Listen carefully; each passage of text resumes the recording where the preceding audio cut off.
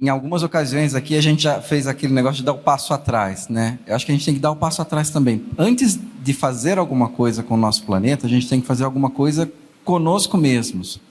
Então a cola que eu trouxe é a encíclica do Papa Francisco, Laudato Si, que eu recomendo a leitura porque ela não é só para católico, o Papa escreveu para todo mundo. E a ideia central dessa encíclica, e que na época que ela foi lançada, a maioria dos jornalistas não captou, é que está no capítulo 3º. Ele fala aquilo que o Carlos falou na apresentação dele. A crise ambiental, ela é consequência de uma crise anterior que é moral e ética. O que é essa crise? Nós não sabemos mais quem nós somos. Bibotalk e a Associação Brasileira de Cristãos na Ciência apresentam BTcast ABC2. Muito bem. Começa mais um BTcast ABC2, o de número 71. Eu sou Rodrigo Bibo e já dizia o hino: o mundo vai acabar e ela só quer dançar. Conhece hino, não? Não? Rapaz, é um hino bom esse. E eu sou o Thiago Pereira e não existe Planeta B. Planeta B? É. Boa. É um bom nome de livro esse, hein? Já tem. Eu só roubei. Eu copiei na cara dura, não, assim. Não, cara, mas que bom. Eu não sabia dessa informação. Então que bom que você copiou. É uma frase comum nos movimentos ambientalistas. Não existe plano B. There's no planet B. Mas peraí, isso é Esquadrão Classe A, pô. There is no plan B. É isso? Tiraram daí, viu? Aí, ó. Eu sou Carlos Henrique e a crise climática, antes de ser uma crise ambiental, é uma crise de valores. Olha, peraí, é muita informação. A crise climática, antes de ser uma crise ambiental, é uma crise de valores. Boa. Eu sou Márcio Antônio Campos e todos nós temos que reaprender, como dizia São Francisco de Assis, a louvar o Senhor com todas as suas criaturas. Boa. O São Francisco é o cara aqui dos animais lá também, não tem um lance em nome dele lá, dos animais lá? É o Cântico das Criaturas, né? De onde eu tirei essa frase. Cântico aí, das que ele Criaturas. louva a Deus pelo sol, pela lua, pelas estrelas, pelos animais, os grandes, os pequenos, pela terra. O filme dele é Irmão Sol, Irmão Lua, não é? Olha aí. Ó. Exatamente. Fez sentido agora? Que legal. Gente, estamos ao vivo aqui na conferência da ABC2. A galera tá curtindo? Muito bom. E hoje, Thiago, o tema que vamos gravar aqui ao vivo, mas antes vai ter os recados laboratoriais da Ana. A Ana podia estar aqui, né? Gravar uns recados ao vivo, né? Cadê a Ana, gente? Tá lá, Ana. Vem cá, Ana, pro pessoal que só ouve. Porque agora esse BTcast ABC2 está tendo imagem. Você que só ouve no Spotify, corre aqui no YouTube que a gente está com imagem. Você vai conhecer a Ana. Olha cá, vem cá, Ana. Não precisa dar recado, Ana. Só vem aqui falar alguma coisa legal para nós. Fala o seu nome, a cidade. Ela vai dar o recado da hora do lanche, do intervalo. Isso, gente, olha, vai entrar agora na câmera a Ana, que você ouve aqui no recado. Muita gente fala, olha aí, ó. Praticamente a diva da ciência no Brasil. Fala alguma coisa. Opa! Só falar alguma coisa. Eu sou a Ana Flávia, que dou os recados para os BTcasts ABC2 e é bom demais ter vocês aqui com a gente. Pronto, é isso. Salva de palmas, é muito bom. Olha aí, ó, você que está vendo no YouTube, obrigado, Ana. Você que comenta aí, prazer conhecer a Ana. Nossa, que legal. Tiagão, qual o tema hoje aqui, né? O tema é, e agora o que faremos com o nosso planeta?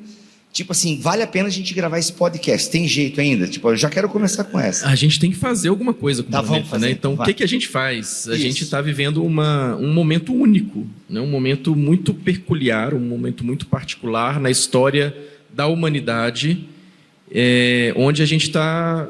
A nossa influência, a influência da espécie humana sobre o planeta, ela nunca foi assim, né? Por quê? Porque a gente nunca teve 8 bilhões de pessoas no planeta, e hoje a gente tem.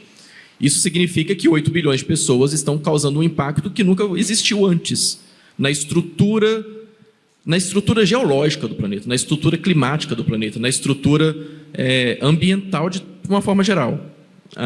Isso significa que o planeta está sendo impactado por nós, mas esse impacto não tem sido necessariamente positivo.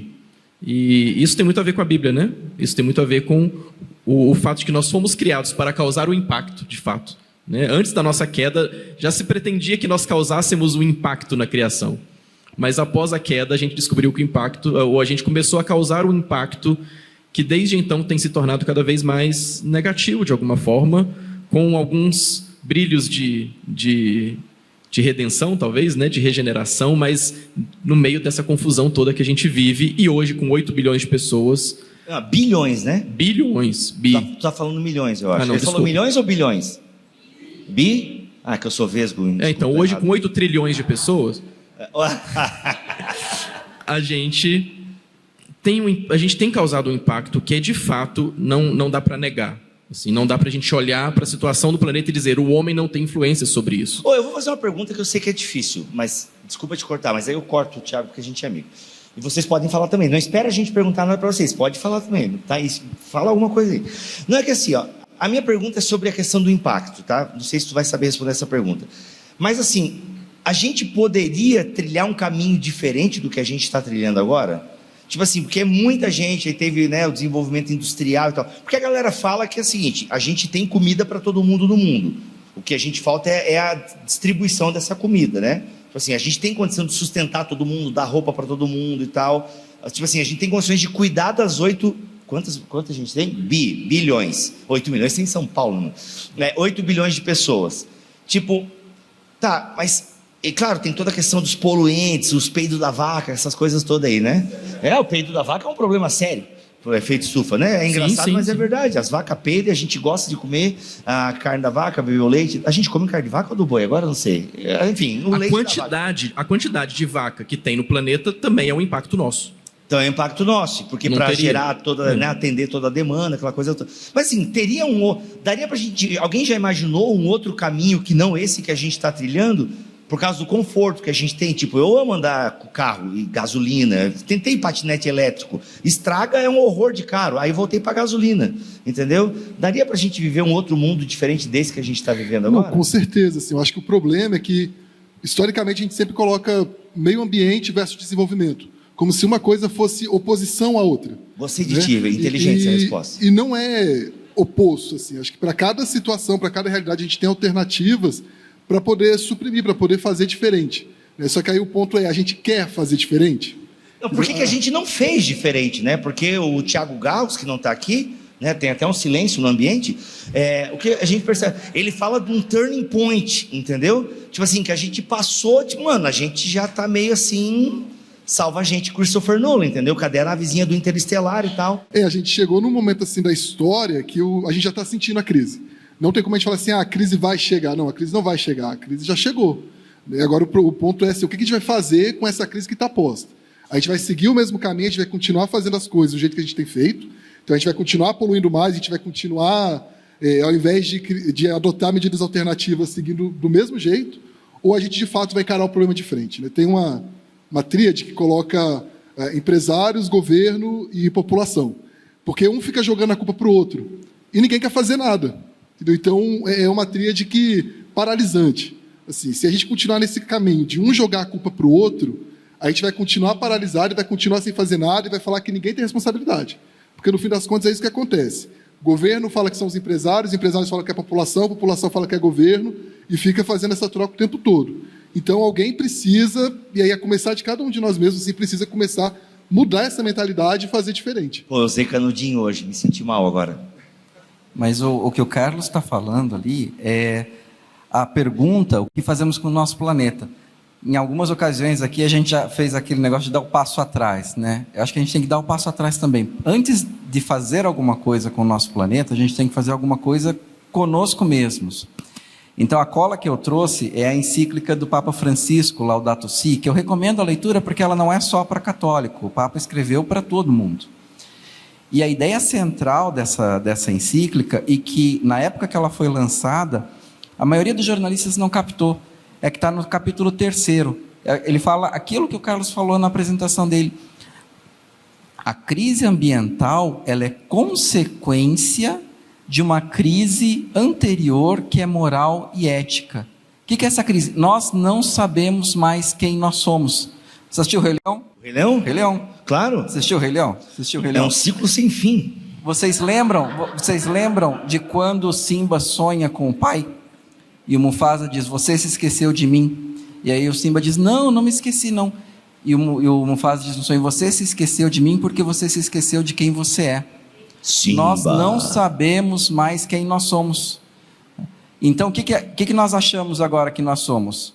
Ou que nós somos Deus, que foi um assunto que apareceu muito aqui também, né? A gente se coloca acima do que nós realmente somos. Ou então, a gente se coloca como uma praga para o mundo. Que é o que eu chamo, é uma vertente do que eu chamo de ambientalismo bocó, que é aquele que rebaixa o ser humano. O ser humano é a praga, o ser humano é a causa do problema ambiental. E como é que você resolve uma praga? Você extermina. Então você começa a propor controle radical de população, começa Thanos, a propor um monte de coisa, exatamente. Nós não sabemos, ou nós viramos os ditadores do mundo, em vez de ser os cuidadores do mundo, ou então nós somos a praga que tem que ser exterminada. A gente não sabe. Então, se a gente não sabe quem nós somos, a gente não sabe para que nós estamos aqui. Boa. Essa é a teologia do agente Smith. Conhece? Já viram Matrix? O agente Smith fala para o Morfeu: o ser humano não é um mamífero, porque o mamífero ele se adapta ao meio, depois ele sai daquele meio para aquele meio se recuperar, e depois ele volta. Não, vocês são um vírus que destrói tudo. É tipo isso, né? Isso é tão bizarro assim. A Fiocruz lançou um relatório há um tempo atrás que ela associa que em alguns estados no Brasil, 50% a 80% da morte de idosos é por causa da poluição do ar. Então, aquela fumaça que a gente viu chegando em São Paulo e alguns estados do Brasil recentemente, durante esse ano, tem estados no Brasil, gente, que há anos passam 3 meses naquela situação, né?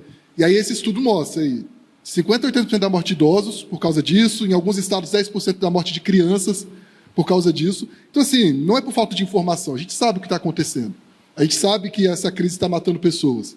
A gente tem os desastres climáticos aí adoidado, a gente está agora vivendo, esperando o próximo desastre e esperando que não atinja a nossa casa, né? Então é uma coisa que está posta. Esse lance das queimadas, né? Eu acho que eu fui... Tem gente de Cuiabá aqui, não? Tem? Levanta a mão que eu sou... Nossa, tem não? Tem a Ilane, mas a Ilane não ela tá não está aí, né?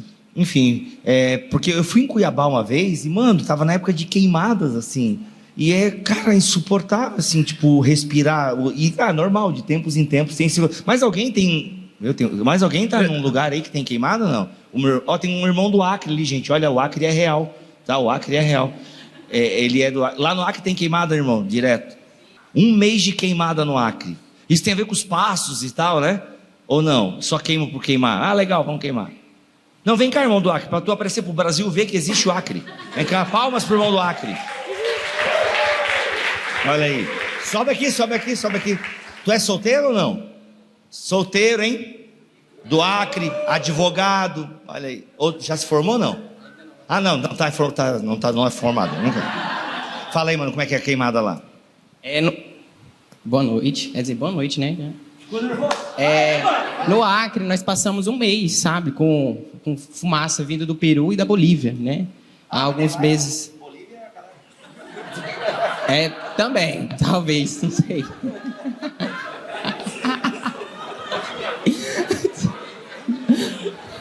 Enfim, nós passamos esse período, foi bem tenebroso, né? Nós ficamos com muita falta. Problema mesmo de respirar. A gente deixou as casas todas fechadas lá no...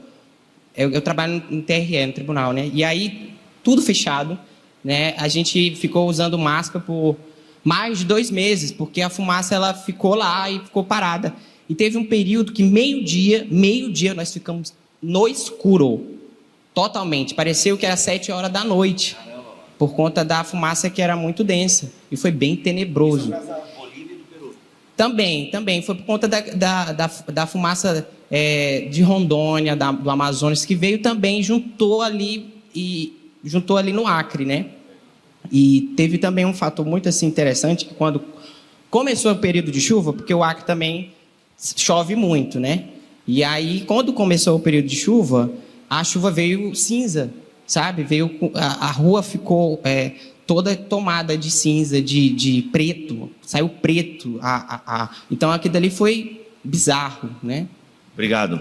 Muito legal. Triste isso, né? Uma quarta-feira, né? Enfim. Ô, Bibo, tentando voltar na sua pergunta... A sua pergunta se a gente podia trilhar outro caminho. É curioso isso, porque a gente vê uma abordagem muito comum, que é uma abordagem muito fatalista.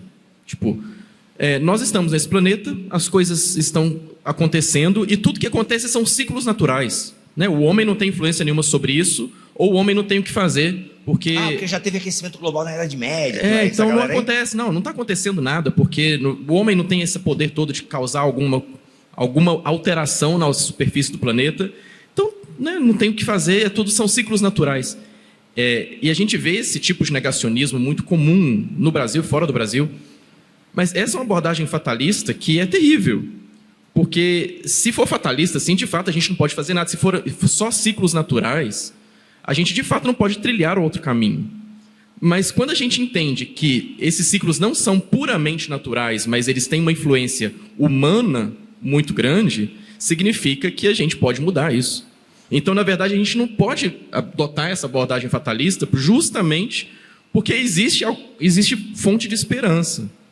Existe fonte de mudança que somos nós, né? Nós somos a variável. A Catherine Hayhoe, a gente encontrou ela lá na Coreia do Sul. A Catherine, ela fala exatamente isso. Nós somos a variável do sistema.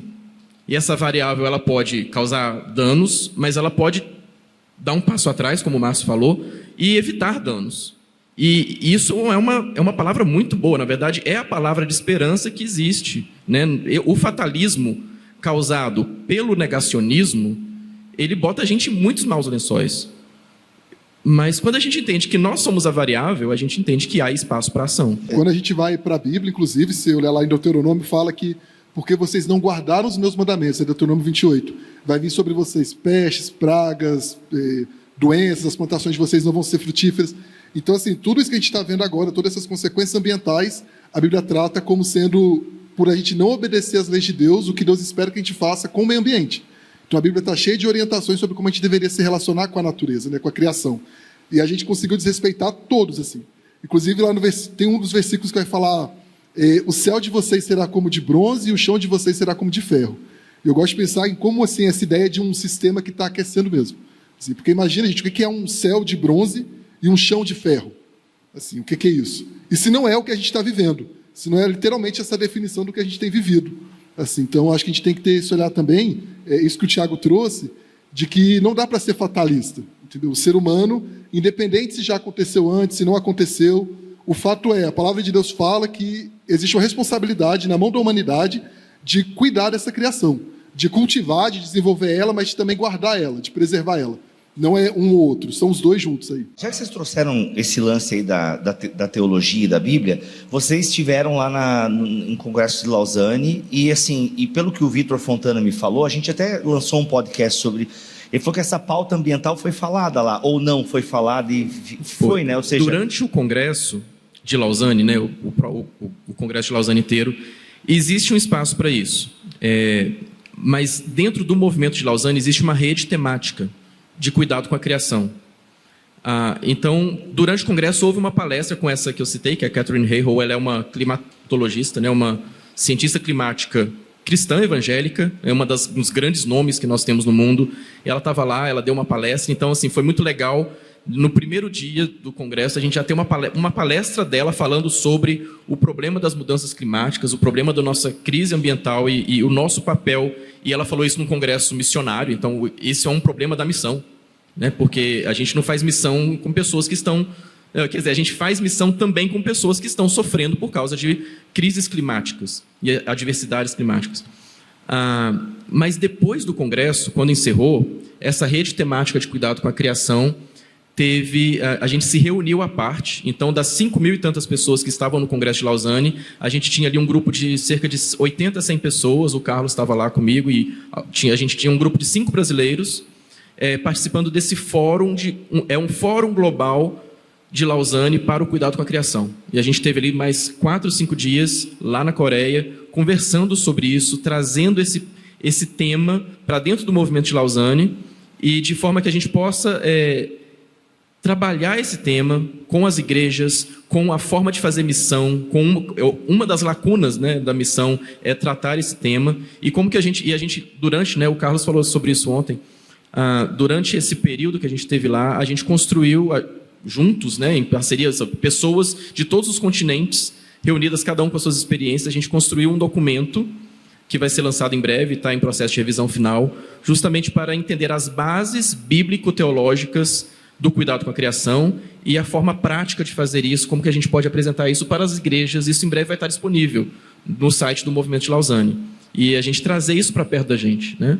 Carlos, é o seguinte, tu trabalha numa organização, eu não sei falar certo como é que é o lugar lá, mas eu já estive lá visitando, que tem alguma ligação com a Amazônia e também está ligado assim, porque a Amazônia virou notícia de jornal, queimadas e tal. Isso desde o governo anterior vinha aumentando o desmatamento, nesse governo também tem as notícias de desmatamento e tal. A instituição que tu trabalha, vocês monitoram isso? Tem informações? Porque eu falo da Amazônia porque falam que aprendi na escola que é o pulmão do mundo, não sei se eu aprendi certo, né? Mas falo que da importância da Amazônia, todo o ecossistema da Amazônia e tal. Tu tem informações dessa realidade? Antes de entrar em questões práticas, eu quero levantar uma bola aqui, mas como eu lembrei que o Carlos tem alguma ligação com a Amazônia... Eu trabalho em iniciativa chamada Iniciativa Interreligiosa pelas Florestas Tropicais, que é ligada ao Programa de Meio Ambiente da ONU. Então a ONU ela tem uma série de programas que trabalham fé e alguma temática. Por exemplo, um exemplo muito prático assim com crianças, né? O Projeto Claves, que trabalha o enfrentamento da violência sexual de crianças e adolescentes, é um projeto que foi financiado pela Unesco e começou no Uruguai, dentro da MPC do Uruguai. A MPC do Uruguai que foi toda a concepção, criou o programa. Então, a ONU tem uma série de projetos nessa linha. MPC, Mocidade para Cristo. Caramba, que legal. Isso. E criou-se aí, há alguns anos atrás, essa iniciativa, porque junta aí os 5 países onde sobraram 70% de floresta tropical no mundo, que é o bioma mais importante, que é o bioma onde a Amazônia está inserida, para poder trabalhar a sensibilização de comunidades religiosas, porque a ONU entende que a religião é o que historicamente tem mudado o mundo, né? O que tem gerado transformações muito significativas na sociedade. Então, que fazia muito sentido investir recursos para poder também ajudar as religiões a entenderem isso. E no nosso caso de Brasil, a gente trabalha aí com muitos projetos de sensibilização, formação e incidência pública, e principalmente aí com o público cristão, que compreende a maioria do espectro religioso do país. E assim, e sobre dados da Amazônia, o negócio está feio mesmo? A mídia dá uma exagerada? Não, tá feio, gente. A gente está chegando num ponto absurdo, assim, tá? Acho que feio é pouco, tá caótico. Eu acho que, na verdade, a mídia não mostra a crise. Quando a gente vai avançando, por exemplo, para o interior, mais interior da Amazônia, a gente vai vendo essa crise de uma forma pior ainda, pior do que o que é mostrado. E a gente trabalha com essas comunidades, então a gente vê na prática o que tem acontecido com essa galera que a gente não enxerga, né? Então, a gente teve, apesar de ter tido uma redução do desmatamento entre agosto, se comparado com agosto e julho do ano anterior, né? A gente ainda assim está longe do ideal, porque a crise ela vai se acumulando. Então, ano passado foi ruim, esse ano vai ser pior, porque não dá tempo da natureza se recuperar até o próximo ciclo. Então, a tendência é que esses dados eles vão piorando, né? Então, a gente está num momento muito crítico de dados. O Brasil ele produz seus próprios dados de desmatamento, né, com o Instituto Nacional de Pesquisas Espaciais, e aí todos esses dados que a gente vê soltos por aí é produzido a partir desse banco de dados do INPE, que é um banco gratuito, que qualquer um consegue acessar e pegar esses dados.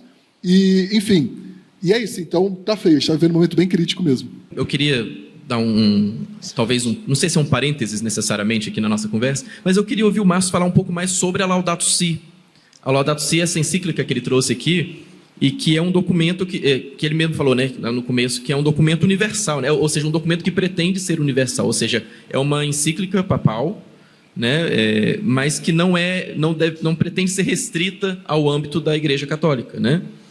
É isso mesmo, porque as encíclicas, elas podem, às vezes, são textos que interessam só ao público católico, mas o Papa Francisco escreveu essa, tendo em mente todas as pessoas, e ele fala isso na introdução, não estou falando só com os católicos, estou falando com todo mundo, todas as pessoas de boa vontade. Claro, especialmente os cristãos, porque a fundamentação que ele vai dar aqui é toda em cima da Escritura, de por que a gente tem que cuidar do meio ambiente. Eu acho bacana que ele quer recuperar a história do que realmente a Bíblia diz sobre a nossa obrigação com o meio ambiente, né? A gente tem essa acusação que já vem de décadas aí, de que o cristianismo seria um fator por trás da degradação ambiental, né? Tem aquele raciocínio de que enquanto as religiões antigas eram cíclicas, Então tinha o ciclo do ano, e isso regia a vida das pessoas, a questão da agricultura e tal. O cristianismo tem uma ideia linear, né? O mundo tem começo, meio e fim. E como ele tem essa concepção linear, você não precisa ficar cuidando do planeta, porque um dia ele vai acabar mesmo, né? É como parafraseando o John Maynard Keynes, né, que defendia gasto ilimitado do governo, dizendo que no longo prazo estaremos todos mortos, né? O governo pode fazer dívida à vontade, que quem vai pagar vai ser outro presidente. É como se no longo prazo estaremos todos arrebatados. Então pode destruir, né? E Deus deu a terra para a gente dominar, e aí com esse sentido de usar. Isso é uma falácia, é uma acusação equivocada feita contra o cristianismo, e o Papa Francisco vai argumentar com muitos exemplos da Escritura que não é assim, e ele traz uma mensagem de esperança, porque ele está dizendo aquilo que você falou. Quem vai recuperar? Somos nós, é o ser humano. O Papa Francisco ele critica, por exemplo, a história da tecnologia, as pessoas botarem muita fé. A tecnologia vai resolver os nossos problemas, mas quem é que faz a tecnologia? São as pessoas. Se as pessoas estiverem bem informadas, se nós compreendermos o que nós somos, né? Nós somos os mediadores, nós somos os cuidadores. Deus nos botou no jardim para cuidar e não para explorar sem critério, indefinidamente, ilimitadamente. Existe solução para a crise ambiental, se a gente colocar as coisas no lugar certo. Então, hoje de manhã, por exemplo, a gente estava ouvindo, né? O ser humano é aquele criado à imagem e semelhança de Deus, né? E ontem, a Alice estava falando, a gente hoje diviniza os animais, né? O Papa, ele quer dar essa mensagem de esperança, mas colocando as coisas no lugar certo, tudo no seu lugar certinho. O lugar do ser humano na criação como um ser que é especial, né? O Papa Francisco ele critica, por exemplo, a hipocrisia de quem hoje dá mais valor para um ovo de tartaruga do que para um ser humano no útero ainda por nascer. Ele está dizendo, a gente está invertendo completamente as coisas em alguns momentos.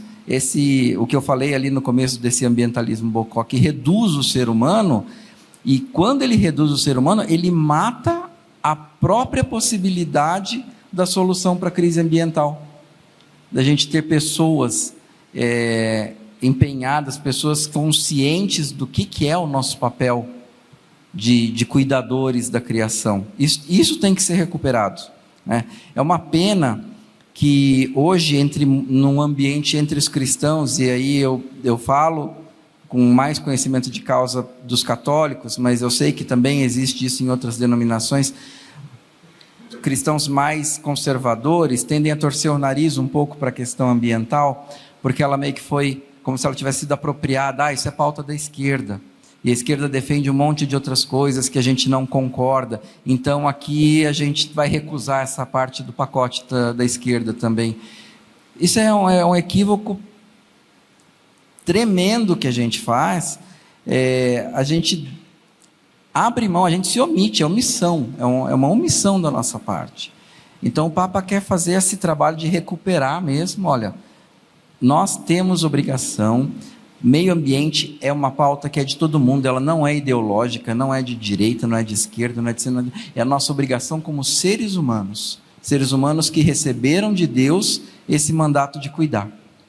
Essa coisa até do papel da igreja, assim, ao longo da história, se a gente pegar, por exemplo, o Greenpeace, né, que é uma das maiores ONGs que trabalham com essa temática, o Greenpeace ele foi começado por pastores.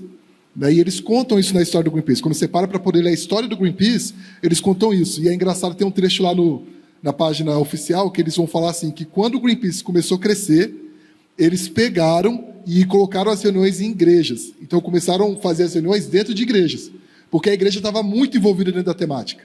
Não era uma coisa fora da igreja.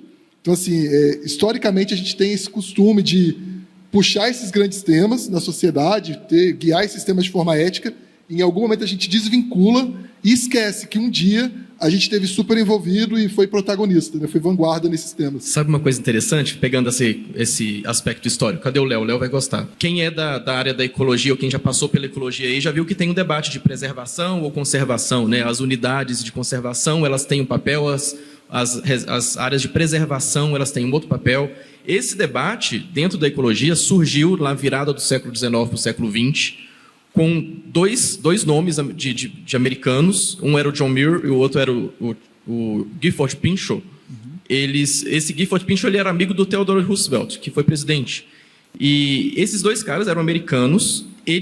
Um deles criou o movimento de preservação. Então, assim, o primeiro parque de preservação americano no mundo, né, e era americano, foi criado por ele. E as outras unidades de conservação, de manejo florestal, foram criadas por esse Pinchot, que era amigo do Roosevelt, que foi o primeiro departamento florestal do mundo criado lá.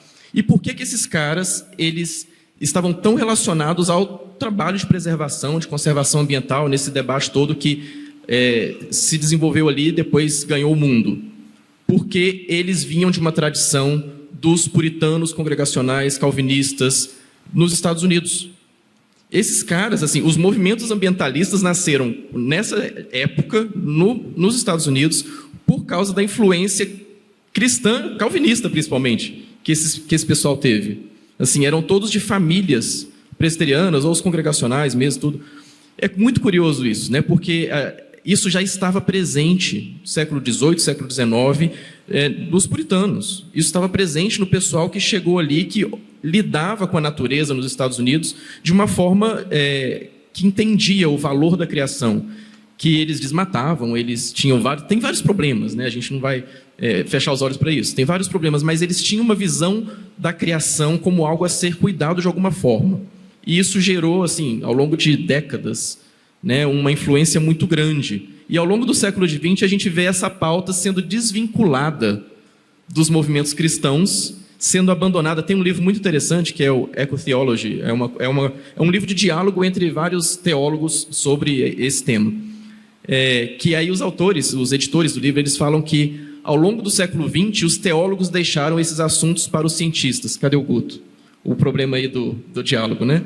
Os teólogos deixaram esses assuntos para os cientistas porque eles começaram a se preocupar com as questões de salvação, com as questões existenciais, com as questões de morte e pós-morte e tudo mais. E o meio ambiente ficou de lado. Deixaram para os cientistas e para os poetas. E aí, ao longo do século XX, a teologia foi abandonando isso aos poucos, né? E é muito interessante perceber que, talvez de 50 anos para cá, lá com o trabalho do Schaeffer e com outros livros que foram surgindo, o trabalho também agora, né, com a encíclica do Papa Francisco, a gente começou a mostrar novamente, né, que existe fundamento cristão, bíblico, teológico para isso. E eu acho que esse é um ponto muito importante. A gente precisa mostrar sempre, né? Como eu comentei agora há pouco, lá no Movimento de Lausanne, a preocupação principal é ter um documento muito bem fundamentado, que preza pela ortodoxia, pela inspiração das Escrituras e que mostre que isso é um assunto central das Escrituras, do cuidado com a criação. A gente vê nesse documento de Lausanne, a gente vê nesse documento do Papa Francisco, e é isso algo que a gente precisa trazer para as nossas igrejas, né? No processo de construção da nossa mentalidade cristã, e isso é um assunto muito importante para o diálogo de fé e ciência também, né? Porque tem tudo a ver com a palestra que o Guto falou agora há pouco, né? Sobre como que a gente sai da superfície das polêmicas e a gente vai buscar uma teologia da ciência, de alguma forma, que trate disso também. Cara, então, eu acho que a questão da sensibilização, da conscientização e até da fundamentação teológica está ficando assim robusta, está sendo falada, né? O Papa, o Movimento de Lausanne, acho que até a gente tem um BTcast ABC2 com o Guilherme de Carvalho sobre ecoteologia. A gente fala lá sobre a irmã natureza, né? Que não é a mãe natureza, mas é a nossa irmã natureza, enfim. Então acho que isso está, talvez assim, a conscientização a gente tem feito de alguma forma nos últimos tempos. A sensibilização é que talvez seja um pouco mais difícil. Por quê? Quando eu paro para pensar nisso, eu fico de fato, eu começo a jogar pro governo. Tipo, mano, mas o que eu, morando lá em Joinville, Santa Catarina, tá, beleza, eu reciclo lixo, tô aqui, é o máximo que eu faço, mas eu tenho carro, eu tenho moto, entendeu? É isso. Mas como é que eu posso fazer? Não, acho que os governantes tinham que criar lei. Por exemplo, às vezes eu vou no mercado, eu esqueço a sacola retornável, né? A sacola de pano. Mano, aí eu vou lá e pego a sacola de plástico, que já vira a sacola do lixeiro do banheiro, né? Enfim, o que acontece? E aí eu me culpo até, mano. Mas, pô, podia vir um político e botar uma lei mesmo, proibido sacola plástica nos mercados. Porque às vezes eu, né, como um pecador miserável, safado, eu tenho que ter uma lei mesmo para poder fazer a coisa certa. Senão eu vou continuar esquecendo a minha sacola de pano e ficar pegando a sacola de plástico. Então eu não sei como é que a gente faz isso na prática. Eu sei que não é isso, né? A culpa é do governante, a culpa é dos empresários. Talvez a começar em nós, né? Que tem aquele hino, né? A começar em mim, quebra corações. Mas como na prática a gente fazer isso mesmo, sabe? Eu tenho muita dificuldade nisso. Ah, beleza, não uso mais canudinho e tal. Mas, sabe, mano, é difícil isso. Não, eu acho minha assim... filha que se vire, é mentira. O que fazer agora é sentar e chorar em posição fetal. Não, mas assim, eu acho que quando a gente fala... Qual a solução? Sentar e chorar. Pronto. É quase mas, assim, eu acho que a gente tem sensibilizado as pessoas, né? Quando a gente sensibiliza, eu acho que o segundo passo é as pessoas se educam de uma forma não formal, né? Então a gente começa a ver as coisas acontecerem e fala assim, não, pera, o que eu aprendo dessa sensibilização que eu passei? E depois de ser educadas, as pessoas se conscientizam, né? Então a gente está um pouco distante ainda, eu acredito, da conscientização das pessoas. Mas eu acho que enquanto igreja, a gente precisa pensar em guiar a sociedade de forma ética. Eu acho que é isso que a igreja fez, é isso que a igreja faz historicamente. Então, quando, por exemplo, vou dar um exemplo, a Comunidade Batista Vida do Acre, né, eles criaram um ministério de meio ambiente dentro da igreja. E nesse ministério eles têm diversas ações ligadas à temática ambiental e aos princípios cristãos. Então, eles criaram ecopontos para poder coletar óleo, para poder coletar pilha dentro da igreja. Olha aí, é uma coisa prática. Eles estão criando agora uma brigada de incêndios para poder enfrentar as queimadas no estado do Acre. Eles, para cada pessoa que se converteu na igreja, eles estão plantando uma árvore. E tudo isso começa a mostrar assim, para a sociedade uma outra forma de se fazer. Tudo isso começa a mostrar para as pessoas que a igreja ainda está guiando a sociedade de forma ética, que a igreja ainda tem esse valor ético para a sociedade. Então, eu acho que esse é o caminho que a igreja deveria seguir. A igreja precisa voltar a entender que ela cumpre uma função absurda quando ela guia a sociedade de forma ética. A sala de audiências do Papa, lá no Vaticano, ela é toda coberta com painéis solares. Não é de ouro? Sacanagem. Desculpa, não podia perder a piada. Eu gosto de pensar que existem... Não, gosto de pensar não, existem de fato. Existem muitas soluções construídas de diversas formas, disponíveis para diversas áreas. E nós somos diferentes. Então eu gosto de pensar, agora eu gosto de pensar, cara. Eu gosto de pensar que cada pessoa pode ter uma solução e a minha solução não vai ser a mesma sua. O que faz sentido no meu contexto não vai fazer sentido no outro, mas vai ter outra coisa que vai fazer sentido no contexto do outro de forma prática, para a vida doméstica, para a vida da igreja, para qualquer tipo de atuação que a pessoa tenha. Por que eu digo isso? Porque a gente às vezes se esforça muito para determinadas ações que estão fora do nosso alcance e a gente se frustra. Mas a gente precisa às vezes olhar para o nosso contexto, né, na nossa realidade, o que é acessível, o que pode ser feito, que tipo de plano a gente pode traçar, né? Seja, por exemplo, na vida doméstica, redução de consumo e tudo mais em determinadas questões. Seja na construção da minha casa, né, pensar um painel solar. Ah, mas eu não acredito em nada disso. Ah, mas talvez o painel solar você não precisa acreditar. Se reduzir sua conta de luz já está bom, né? Então, até para quem é negacionista, existem questões possíveis, né? É uma questão de comunicação sobre que tipo de solução pode fazer sentido para você, até mesmo se você for um negacionista. Porque se aquilo pesar no seu bolso de forma positiva, beleza, você pode adotar, não tem problema nenhum. Mas isso passa na vida doméstica, existem questões que podem ser feitas na vida doméstica, existem questões que podem fazer parte da vida da igreja, como o Carlos falou, existem questões que podem funcionar no ambiente empresarial, existem questões que podem funcionar no ambiente da escola, Existem outras questões que vão funcionar no grupo da ABU. Não, então, assim, cada lugar tem uma solução diferente ou tem algo diferente que pode ser pensado. Para diminuir o impacto, né? Para diminuir impactos. Legal. Mas, mas os impactos são muito pequenos, né? Porque o grande problema são as petroleiras e tudo mais. Mas esses impactos, de fato, eles não vão resolver o problema do planeta. Mas será que a gente espera resolver o problema do planeta? Né? A gente tem essa coisa local, a coisa comunitária. O título do episódio é Planeta. E agora? Vamos voltar. Agora? A ideia de pensar que pequenos impactos vão gerando reverberações, uma corrente ressonância. Do bem. É uma corrente do bem. Então é algo que é geracional. É algo que a gente vai vendo mudança. Um exemplo muito interessante é o exemplo da camada de ozônio.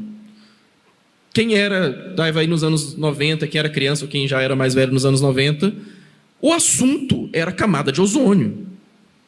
E hoje, 30 anos depois, que se proibiram os CFCs e tudo mais, a camada de ozônio está quase recuperada. O buraco praticamente não existe e está caminhando já para daqui a algumas poucas décadas a gente ter resolvido esse problema. Isso é impressionante. É um exemplo de uma atuação que se tornou global e que houve, inclusive, interesse político para que essas coisas fossem resolvidas. Ou seja, isso a gente tem que pensar em nível de escala. Né? Existe a escala doméstica, a igreja, o trabalho, e existem coisas de escala global. Mas o impacto ele reverbera. E a gente fazer isso, né? Gente, as novas gerações, crianças, educação ambiental, educação ecológica, letramento, e isso para a igreja. Né, mostrar que isso é um assunto da igreja, porque é um assunto bíblico. É conseguir fechar essas lacunas e criar esse diálogo. É por isso que a gente precisa falar tanto do diálogo entre fé e ciência, puxando mais uma vez a palestra do Guto, puxar esse diálogo de fé e ciência para as profundidades, para a teologia que mostre que essas coisas são relevantes. Né? Elas não são apenas coisas políticas, ideológicas. Vamos abrir para a pergunta da galera? Pessoal, alguém tem uma pergunta para fazer? Várias perguntas. Tá, então vou ficar só na pergunta, que é outra proposta minha. Quem quer fazer a pergunta, vem aqui na frente, então, por gentileza. Vem aqui, diga o seu nome e a sua pergunta. Isso, mano. Atitude, mano, é isso aí. Bom, meu nome é João Vitor e a minha pergunta é mais direcionada para o Thiago, mas também quem quiser contribuir, que é sobre o conceito de mordomia, né? Eu tenho acompanhado poucas discussões e o Thiago tem defendido bastante a ideia de que o conceito de mordomia não é um conceito suficiente, né? E aí eu queria que você elaborasse um pouquinho mais sobre isso e o que a gente poderia colocar no lugar, né?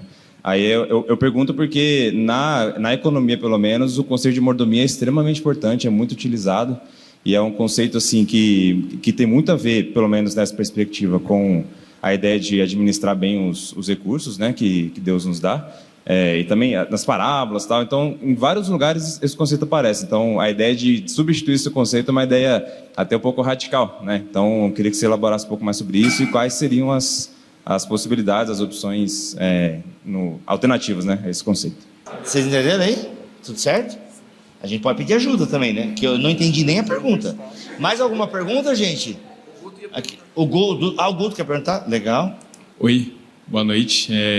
Eu queria saber qual que é a opinião de vocês sobre essa questão da positividade também, que tem tomado aí também bastante os holofotes. Eu tenho visto muito, assim, eu também sou da área da biologia, lá eu tenho visto muito pessoal falando sobre isso, sobre o poder da positividade no combate à crise climática, no sentido do convencimento das pessoas e tudo mais, de abandonar essa questão, não abandonar, mas de diminuir talvez uma questão alarmista. O problema é um problema alarmante, mas muitas vezes a gente se vê num beco sem saída, num limite ali que não tem muito o que fazer mais. Então, tem sido publicados livros sobre isso e tal, sobre a esperança nessa questão climática, e como é que vocês veem, se dá para ter essa abordagem positiva também do tema, né, mas sem tirar o peso, né, real que isso acontece, e qual que é o papel da esperança cristã que a gente tem nisso, assim? Nesse contexto de mudança climática e transição energética, o Brasil tem aparecido como vocacionado para muitas das soluções técnicas possíveis, né? E no ano que vem, há exatamente um ano, nós vamos ter a Conferência do Clima acontecendo em Belém, na Amazônia, no Brasil. Os holofotes estarão todos aqui. Ou seja, vocês dizem que tem soluções nas mãos, recursos, né, naturais e técnicos. O mundo inteiro vai estar olhando para cá. E eu quero saber o que é que vocês sugerem para que a igreja faça. O que os cristãos devem fazer nesse momento de daqui a um ano, quando os holofotes do mundo estiverem olhando para o Brasil, o que é que os cristãos devem falar hoje? Como a gente deve se preparar para daqui a um ano ter voz e luz, né, nessa hora? Não, vamos responder pelo menos umas duas aqui. A gente tem 5 minutos. Aí, ó, tá gravado, a gente não vai ignorar a sua pergunta, ela está filmada, arquivada aqui, e a gente vai responder, porque, gente, vai ter BTcast ABC2 aí, né? Por todo 2020 e quanto que a gente vai agora? 25. Então, ó, todo 2025 vai ter BTcast ABC2, até novembro, pelo menos, com certeza tem, tá? Então, o que acontece? Que é o contrato. Então, o que acontece? A gente vai responder, que são perguntas muito boas mesmo, e hoje mesmo a gente falou sobre séries, né? Tá aí, ó, série, Boa. Igreja e Meio Ambiente. Entendeu? Vamos lá. Deixa do Guto, com certeza do Guto a gente responde em outro momento. Tá? Eu ia justamente jogar do Guto pro Carlos, porque o Carlos é um especialista em COP, gente. Então, Carlos... Em quê? COP. A COP 30 que vai ser em Belém. Mas antes de eu passar pro Carlos, você falou de outro BTcast, eu ia dar essa resposta pro João Vitor. A gente vai precisar de um BTcast só para isso. Mas a resposta sobre a mordomia não é para ser menos do que a mordomia, é para ser mais do que a mordomia. É a mordomia e mais ainda, entendeu? É para ir além, não para regredir. Então a gente pode continua usando a mordomia, mas o que significa a mordomia? Vamos além, vamos aprofundar nisso mais. Não é rejeitar necessariamente o termo. A gente é mordomo da criação, mas o que significa ser mordomo? Vamos além no significado desse negócio. Mas isso a gente vai gravar um BTcast só sobre isso. Vai ter? Então tá. Vamos fazer. Legal. Vamos fazer. Todas as perguntas aqui dão um BTcast, na verdade, né? São perguntas muito... Então eu quero deixar o Carlos falar sobre a COP 30, porque é algo muito prático assim que a gente vai ter no Brasil ano que vem. Depois, se sobrar tempo, eu falo mais alguma coisa. Tá. Eu vou tentar fazer um resumo para responder da positividade também. Acho que vai ter os dois juntos. Mas quando a gente fala de positividade, nessa coisa toda, não sei quantos acompanharam, está tendo uma fuga, por exemplo, de cientistas que estão abandonando o serviço, indo para o interior, porque eles são muito desacreditados que tem como fazer alguma coisa. Né? Então, a galera está fugindo. E aí o pessoal falou, a gente tem que ser menos alarmista. Tipo, literalmente fugindo para as montanhas? Literalmente fugindo para as montanhas, sim. A galera está, assim, desesperada. Porque lidar com os dados o dia todo, lidar com o sofrimento o dia todo é muito pesado mesmo, né? E, enfim, e aí vem essa galera falando, a gente precisa ser mais positivo, ser menos alarmista, porque a gente vê isso e se sente paralisado. E aí eu volto para esse lugar, para o meu mesmo comentário que eu fiz anteriormente, falar assim, cara, enquanto a gente ficar sentado em cima de resposta, então assim, eu sei o que eu tenho que fazer. Eu sei que para produzir uma garrafa PET de 500 ml eu gasto 3 litros de água. Entendeu? Essa informação está aí, mas eu insisto em continuar usando garrafa PET para poder carregar 500 ml de água e gastar 3 litros de água potável, de água doce ali, para poder consumir. Né? Então, assim, e quando a gente continuar sentado em cima da nossa dor, daquilo que tem machucado, essa positividade, ela realmente vai continuar sendo tóxica. Ela vai continuar causando sofrimento, porque a gente sabe o que fazer. As nossas decisões enquanto sociedade, o nosso comportamento de sociedade, influencia o que os políticos fazem e influencia o que os empresários fazem. E a gente precisa entender isso. Você está sendo muito otimista. Não, gente, por que vocês acham que várias marcas pararam de usar teste em animais? Você acha que é porque os caras são legaizinhos e amam os animais agora? Não, é porque existe uma baita pressão para eles pararem de usar. Porque senão a população ia boicotar as marcas. Então, assim, a gente às vezes esquece esse potencial e esse poder que a gente tem. Quando a gente começar a fazer, eles também vão começar a fazer. Ou então, eles vão começar a fazer e a gente vai ser impactado. Ou então, eles vão criar leis e a gente vai ser obrigado a parar de usar garrafa PET, ser obrigado a parar de usar sacola plástica, enfim. Mas tem que começar. Então, eu acredito que essa positividade, se a gente continuar do jeito que está, nessa inércia, ela vai continuar sendo tóxica. Então, a gente precisa mudar. E aí, emendando isso com o gancho da COP, eu acho que a COP vai na mesma direção. Direto, eu escuto vários pastores procurando e perguntando assim, mas o que a gente pode fazer para a COP no ano que vem, que vai ser no Brasil? E minha reflexão tem sido muito assim, por que a gente ainda não está fazendo alguma coisa pela COP? Por que a gente não está fazendo alguma coisa pelo meio ambiente? Sabe por quê? Porque a impressão que eu tenho é que a gente cuida da criação porque ela está em crise. Mas a ordem bíblica é que a gente cuide da criação.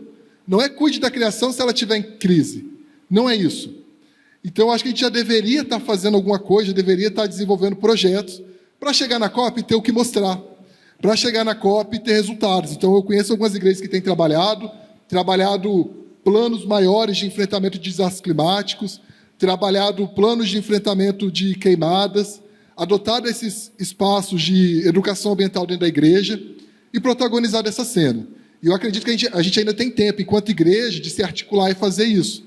E, a partir disso, para além dos projetos que a gente pode fazer dentro da temática, dentro da vocação da igreja, por que não a gente pensar em uma carta assinada aí coletivamente por diversas instituições, falando de como a igreja está preocupada com esse assunto, como a igreja quer se envolver nessa temática de forma mais ampla, como a igreja também está pressionando o governo. E aí, gente, não só a igreja que representa uma visão política progressista, não. Estou falando da igreja mesmo, a igreja de Cristo, assim, nós, enquanto corpo de Cristo, enquanto instituições, ABC2, Aliança Bíblica Universitária, por que a gente não se junta para poder escrever essa carta juntos e enviar para a delegação da COP? Vocês não têm noção de como muitas coisas não são feitas porque a gente não fala. Assim, a voz da igreja ela é uma voz muito potente quando ela se levanta. O problema é que a gente não se levanta.